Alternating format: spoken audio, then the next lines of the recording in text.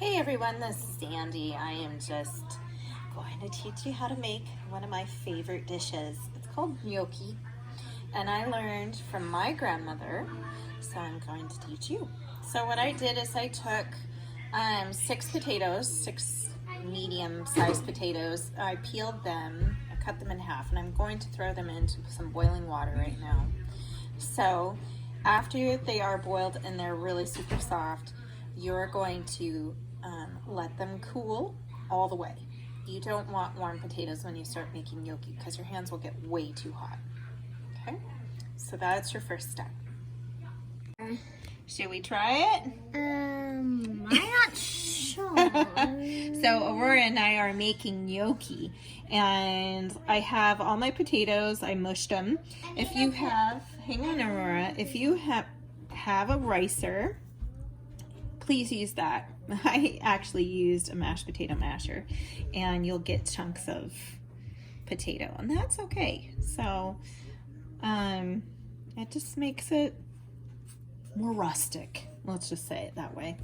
Okay, so Grandma used to do this. She would take her egg, put it in the well inside, like so. And she also had some flour close by. So I have my bowl over here in the corner.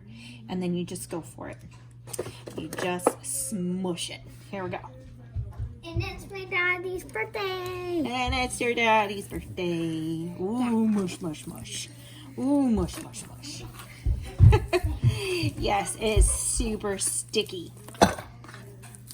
So this is when you get some of that flour.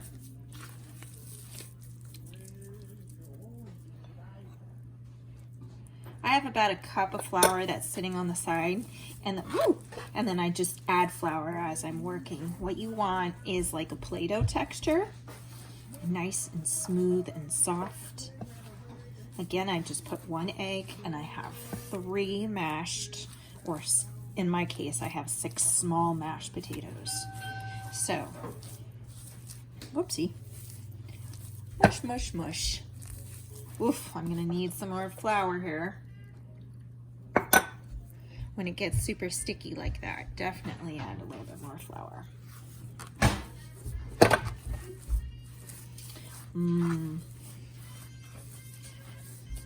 Aurora, can you stop the movie? You just hit the... Okay, so we're now at the next step. I already started working with the dough. It's super soft and supple and more like Play-Doh. And then I make sure I have a couple things. So first thing I have is like a pizza cutter or a sharp knife, a fork. This is going to be your imprint. And then I have a cookie sheet with wax paper on it because I'm going to place my gnocchi on top of it, then put it in the freezer. When your gnocchi is done freezing, you put it into a plastic bag and keep it in the freezer. So just pop them out when you need them, okay? Super easy to make. Seriously, great midweek meal. Takes only like maybe 15 minutes to cook. But the making of it is a different story.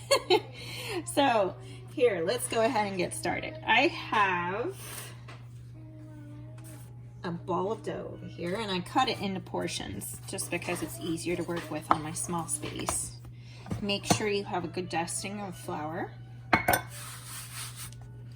And just like Play-Doh, you make a worm or a snake, whatever you were interested in as a child. I think mine was worm because, yeah, snakes were kind of freaky. Okay, so now how much do we cut? Well, first of all, it's about as thick as my thumb, and I cut about 1 inch. So if you look at the tip of my nail to the first wrinkle on my knuckle, that's what I measure, and then I just all the way down. Now, again, be careful, don't cut yourself. I've done that before. Now, when I was a little girl, my grandmother, who was from Italy, taught me how to make gnocchi. And it was a big deal. And she did not write any of her recipes down. So what I'm doing for you right now is exactly what she told me to do. Okay, so here we go. It's time to imprint. So you take your fork and you flip it over. So you have the tongs right here. And you are going to take your little gnocchi and roll it up. So I use my pointer finger to do so. So here we go. Now, notice there's a cup in the back where your finger was. Oh, can you see it? There's a cup in the back where my finger was. And then you have the ridges on the other side. These catch the yummy pasta sauce, whatever sauce you like. My personal favorite is pesto. And if they get stuck on your fork like this one did, no big deal. You can just cup it a little bit and move it off to the side. But yeah, I love pesto on my gnocchi. But we grew up with my grandmother's meat sauce. So whatever you like. It's also really good if you have sage butter. Sage and butter. Just brown the butter. Oh, and add some garlic to it. Oh, so good. So this is all you do. You roll it up the fork. And it takes some time because you can probably do this and then it's smushed. And that's no fun, right? So just make a ball again. And then roll it back up. That one's not liking us. Okay. So that's how you do it. Now, let's say you're ready to cook. What do? You bring a big pot of boiling water to a really hard boil, and then you pop in the gnocchi. I do about a handful at a time just to be careful to make sure they're not sticking. And then once they pop to the top of the boiling water, that means they're done, and you just strain them.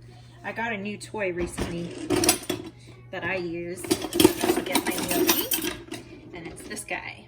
They're awesome. Anyways, there you go. If you have any questions for me, go ahead and email me, text me, what have you, and then I can help. Have a great day. Bye.